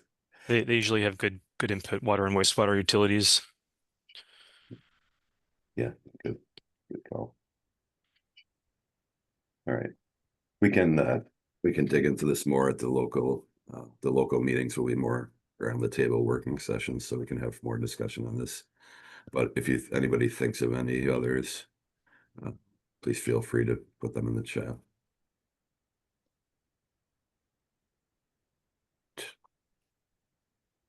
Some of the public outreach strategies we use, we do workshops. I don't know if they'll be virtual or in person. That'll be decided at a later date, but we usually do at least 2.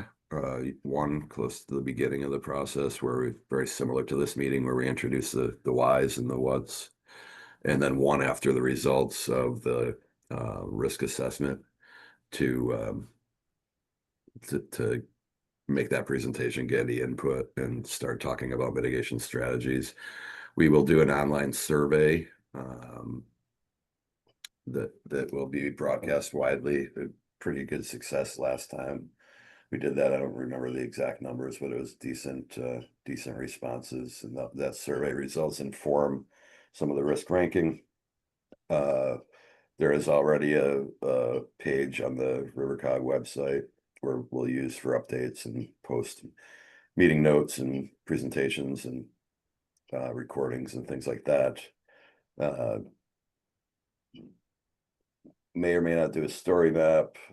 We do sometimes post videos on social media, YouTube, etc., so that we can get more people at least seeing the content. And then sometimes we reach out for stakeholder and community champions for engagement, people who are deeply involved in their communities and can reach an audience easier than we can. So we'll try a little bit of all of those. And then David, you want to talk through the next couple of slides dealing with integration? Sure, I can do that. Thanks, Scott. So a couple entities in Connecticut are administering climate resilience hazard mitigation programs in parallel with this one. One of them is CIRCA, the Connecticut Institute for Resilience and Climate Adaptation. And then the other one is Connecticut Sea Grant, which of course is one of the many sea grants that's funded by NOAA here in the United States. They have existing resilience programs, and some of the towns in the RiverCOG region have participated.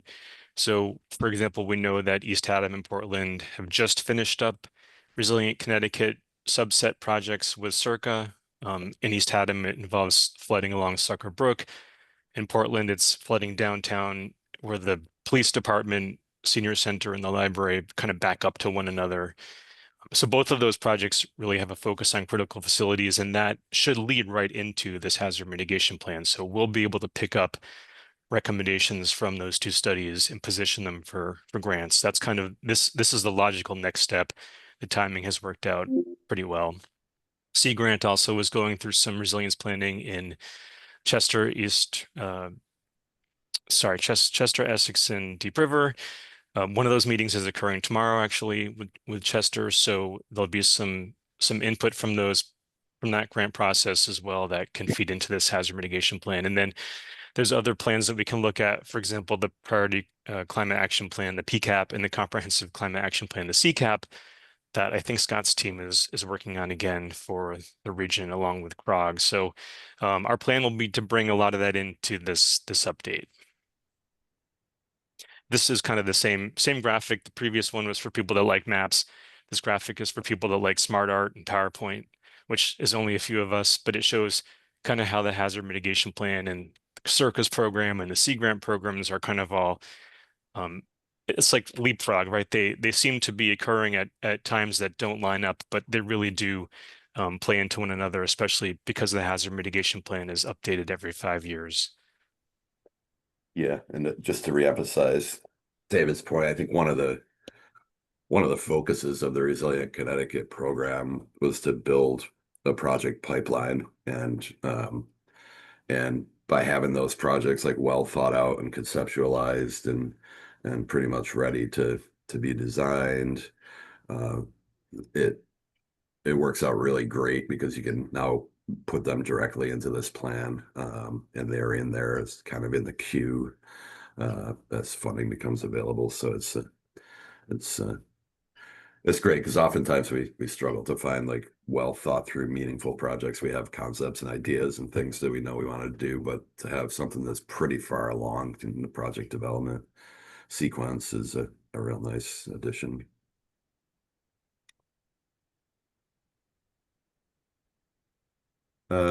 Just a couple of other routine things. We need to fully integrate the National Flood Insurance Program and look at repetitive and severe repetitive loss properties. That probably hasn't changed a whole lot since 2021, but maybe a little bit.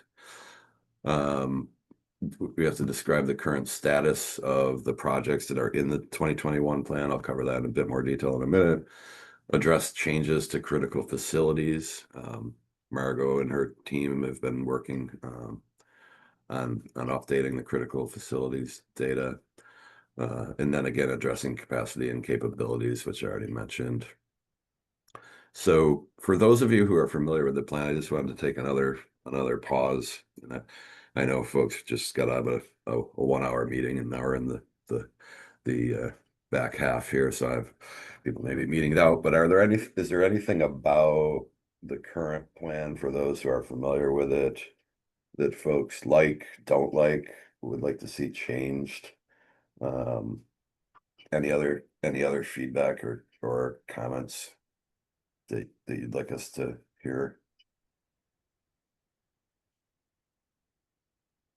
Right on.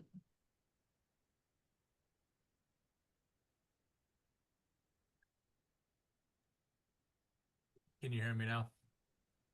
Yeah, you're a little faint, but we can. Okay, well, I'll speak up. I guess, to be honest, I don't know how many times I opened the last year's hazard mitigation plan.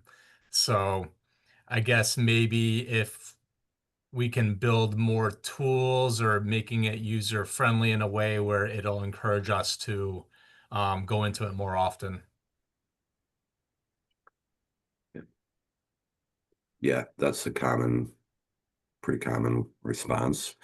One of the things, one of the things that we've done and probably could do is we have a very simple dashboard that we've built. It's Excel based, so just about anybody can use it without any fancy software, but it has all of the projects in there and you're able to track them and keep it updated, and it just displays some graphics that shows where you're at and what the trends are and all that stuff. And that way you can sort of like, it's almost like an executive summary of the mitigation strategy piece of the plan, but just in a simple Excel tool so that you can look at it that way. That is something that we could build for this. Because I realize, the mitigation strategy and all that stuff is, hundreds of pages sometimes. And it's for the purpose really of developing the mitigation strategy. So what people really focus on, rightfully so, is like the mitigation projects and the strategy. So I think having those available in an easy to use tool is something that we can do. Great. Anybody else before we move on? I'll chime in. I think one of my goals is to just educate the Planning and Zoning Commission and the Wetlands Commission just that this plan exists, and as Mark said, just to make it more user friendly would be great. And then have it as a resource that people can use without having to read 500 pages. Sense.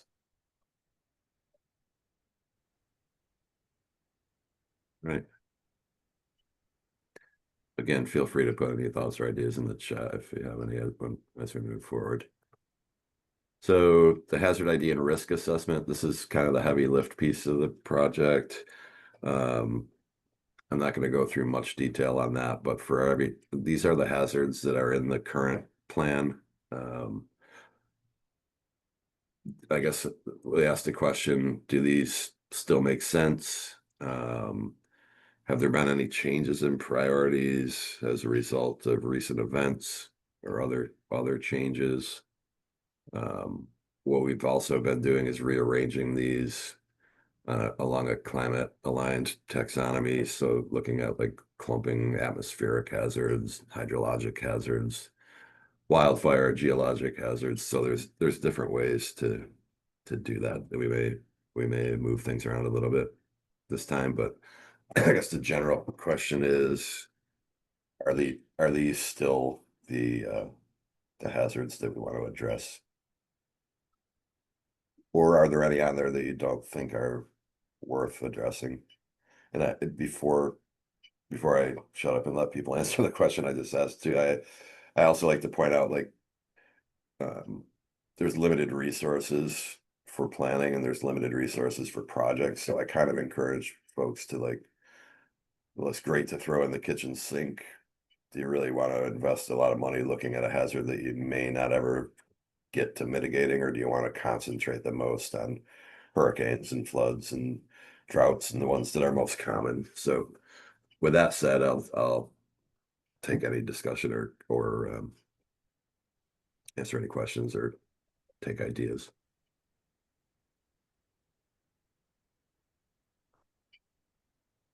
Well, I think your fundamental statement is an accurate one. Why would you focus on things that are unlikely?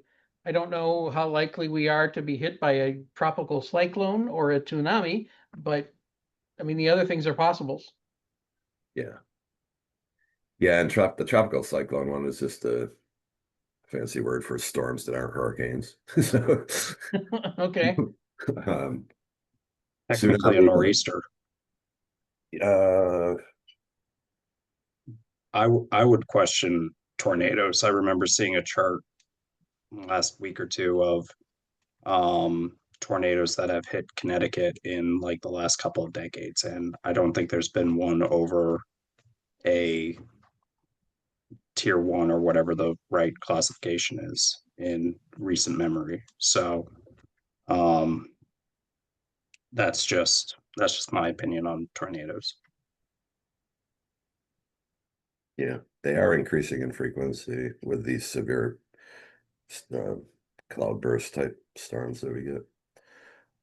One thought that I had, and I'll just throw it out there, and I usually don't advocate to add hazards, but in this case, I think Circa and others have done a lot of work around extreme heat vulnerability.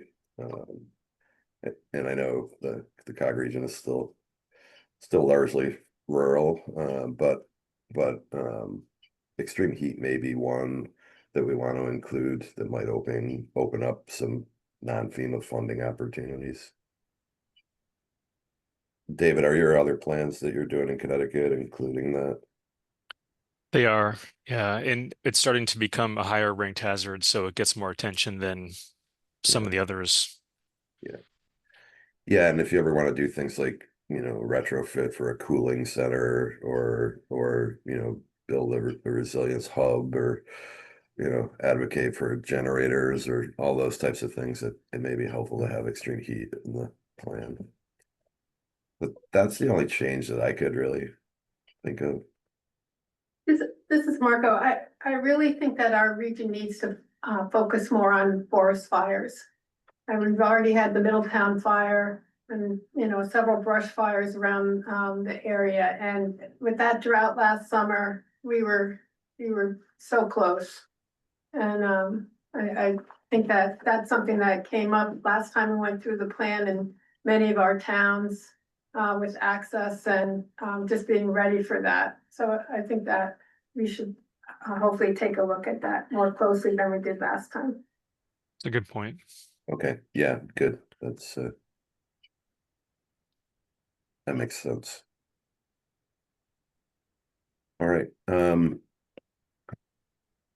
We will rank the hazards. We'll rank the hazards based on a weighted list of items, including with probability, impact, and spatial extent being the three highest weighted.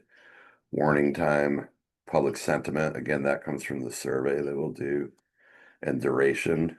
So each hazard will have kind of a high, medium, low ranking. We will probably take a shot at that ourselves and then bring it along to the local planning team meetings to see if people agree, disagree, or want to, rather than try to do it in a big group like this. But we'll do that. This is required. And that ranking is not like necessarily an importance ranking. It's just sort of like, as Margot just mentioned, maybe wildfire ranks higher this time than it did last time because of what's been happening with drought. So it just gives us it's kind of like the level of attention that it gets in the plan, if you will. So we'll be doing that exercise. This is not RiverCOG, but this is just an example of showing that 2021 versus 2026, and if things change or not. This is a FEMA requirement. We will issue a data call at these upcoming local meetings.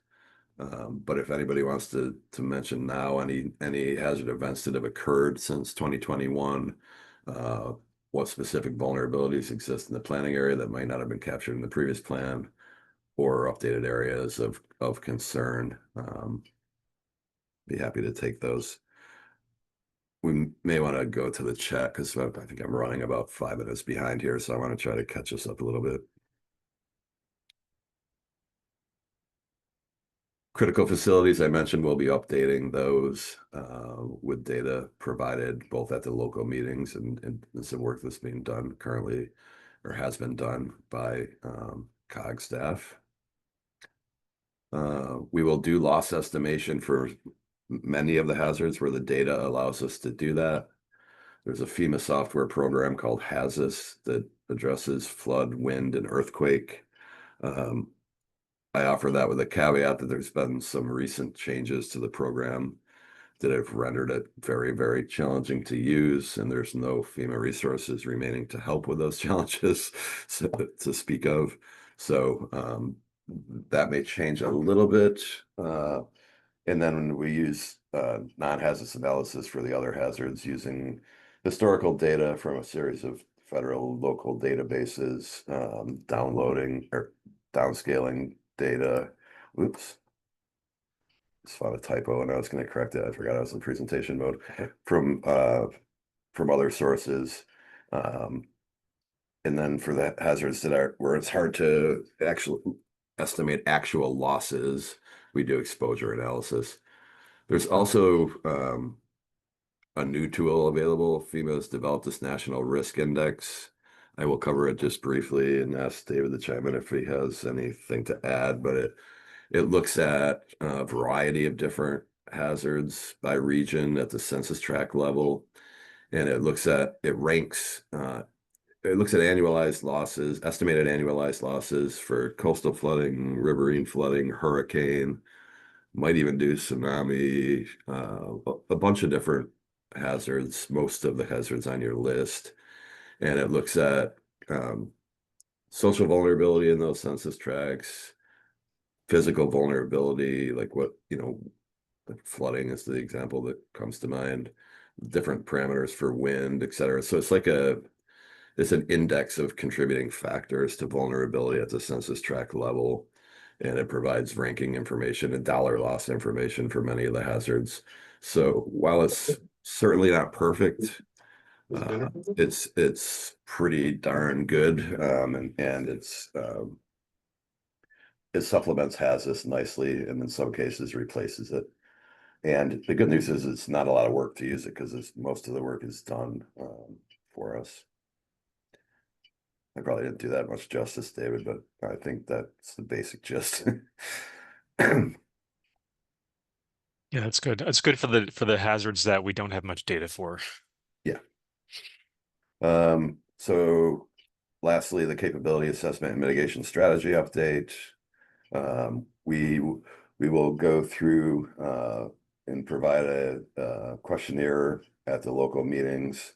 We'll look at municipal capabilities and capacity, regional capabilities and capacity, and by capabilities and capacity, we also include plans, policies, regulations, the things that you're doing now, but also like what would you need ideally to be able to have a tough, a meaningful mitigation program in your community? Is it like a grants writer, or is it somebody with benefit cost analysis experience, those types of things? And then we also just do an index or a catalog of current available federal, state, and other programs and resources that contribute to your ability to mitigate in your community. And we'll go into much of that in detail.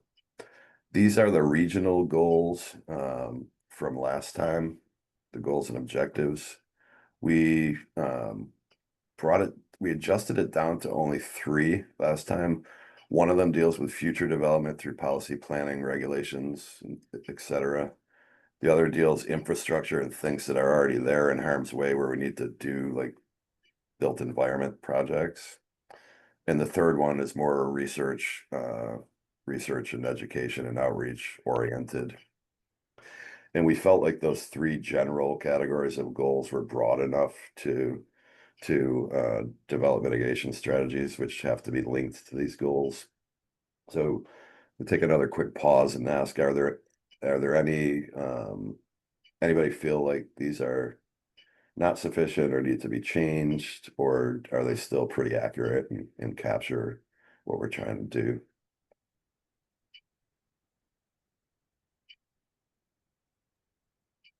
I think these are worthwhile, still applicable.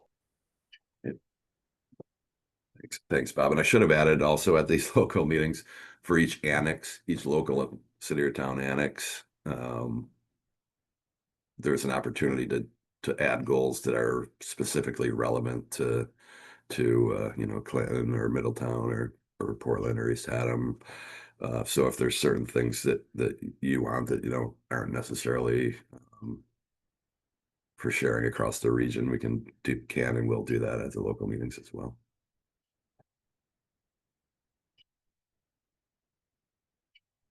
Any other thoughts on the goals and objectives?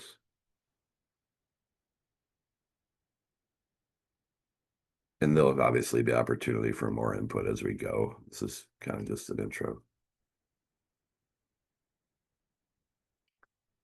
All right.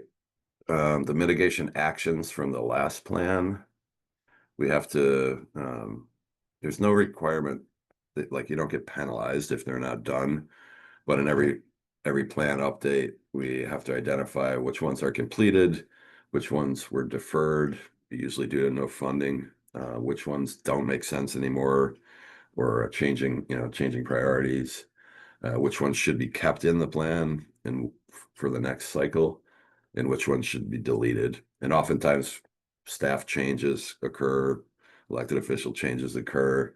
It's not uncommon to meet with the community and have somebody say, who put that in there? Or what does that even mean? So that happens pretty frequently too. So it's just a chance to report out on the disposition of what you signed up for last time, and then come up with a list of new strategies for 2026 to 2031. Couple of things that have changed that I think we captured last time, but we're trying to get rid of these ongoing and continuous type actions, like continue to enforce the National Flood Insurance Program regs. Well, you do that anyways, so that's more of a capability. So we're trying to hone the list down to like legitimate projects that you're likely to be able to do if you have funding in the next 5 years or so. So just kind of making more actionable strategies is the goal that we continuously kind of strive for as we do each of these planning updates.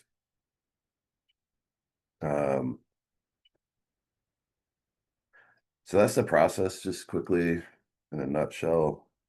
In terms of next steps, this is sort of the planning process. We're here today at the kickoff meeting. We'll follow this meeting with the first round of local planning team meetings where we'll do data collection, mission statements, goals and objectives at the local level. And then we'll move, we'll start heading into the outreach and capability assessment work and the survey work.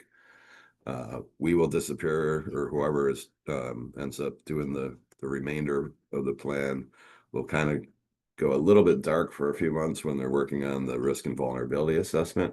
And then at the next meeting of this group, we will present the findings of the risk assessment. And then the next meeting of this group after that one will be kind of a deep dive around the table of developing mitigation strategies at the regional level. Then we'll do a second round of local planning team meetings and develop strategies for the individual communities.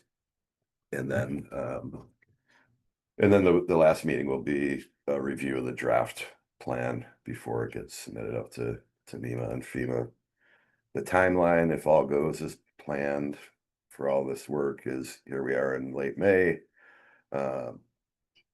Survey will be up next. I won't go through this in detail, but basically you can see that as you work through all the steps, the goal is to submit a draft plan around the March or April timeframe into the review process, which just under a year from now, slightly aggressive, but there is flex, as Sam mentioned at the beginning. The new plans have to be adopted, I believe, by September of 2026. But rather than drag it out, we're trying to the hope is to get the plan into review a bit early.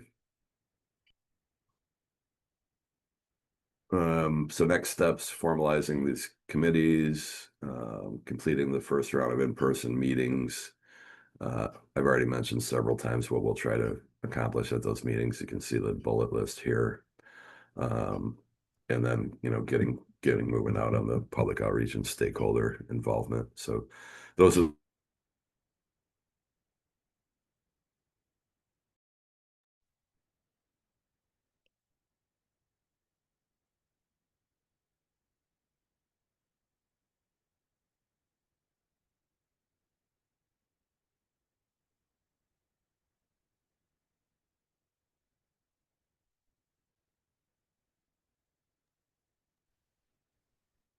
Did we lose Scott?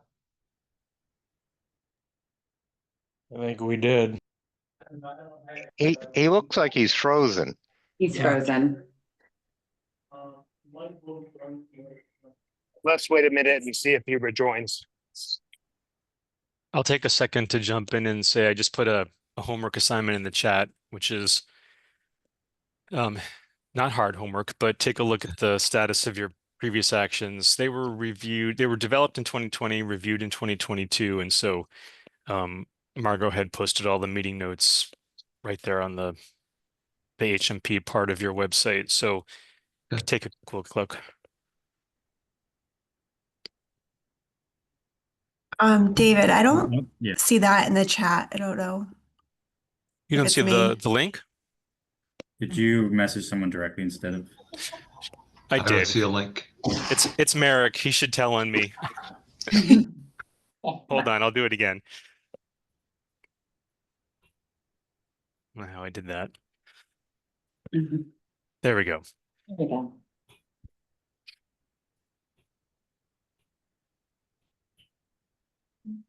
Is that showing up? Yep, we can see that. Yes. Okay, it's about halfway down the page. You'll see the towns listed.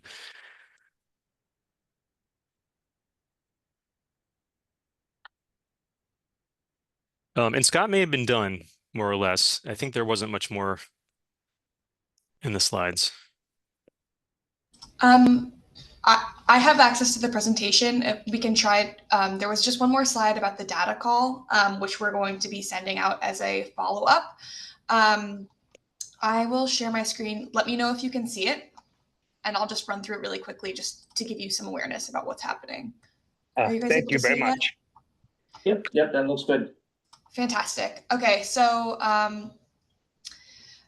we're going to be sending out a data call, which, as Scott was kind of saying, a list of hazard events that have affected your jurisdiction since the last plan update, thinking about disaster damages from the hazard events that you've provided. Really, any thoughts is kind of a catch-all. We want to be investigating all kinds of venues to include in this report to make sure that it really speaks to people who might be reading it and make it really relevant.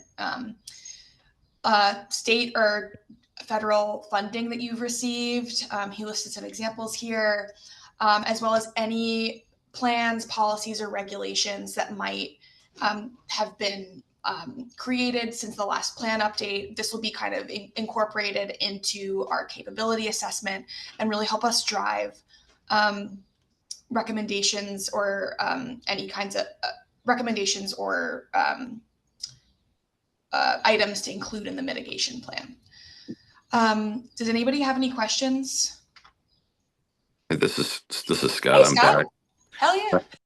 My internet just decided to crash right at the end of the meeting, so thanks for closing out. I'm on over my phone, so I'll just let you take it from here. I think we're just about done. Yeah, so you can take a picture of this, or I can post this in the chat, but please just email me. My email is jvontempo@dewberry.com. I'll hope to send an email to the group to just reiterate some of these items. But yeah, that's it for me. Any questions?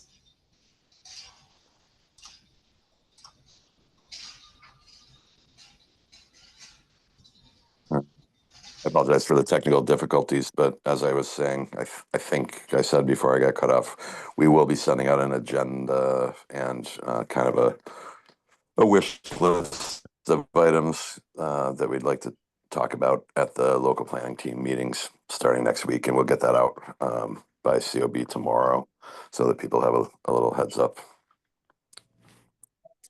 Are there any questions? I have one item for you, Paul. Eliza is sending an email just to check in with everybody about where the meeting is in your town. If it's not at your town hall or city hall, please let us know what the address is so we can make sure that Scott and company get there, and us too. Appreciate that.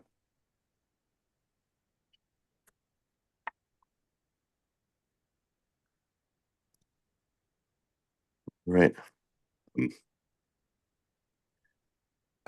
I think that covers it on our end. Again, happy to take any questions. Otherwise, we look forward to meeting with people in person in the next couple of weeks, and hopefully going from there. Thank you, everyone, for coming. Thank you. Thanks. Thank you. Thank you guys Thank very you. much. Have a Thank good you. day. Bye. Take care.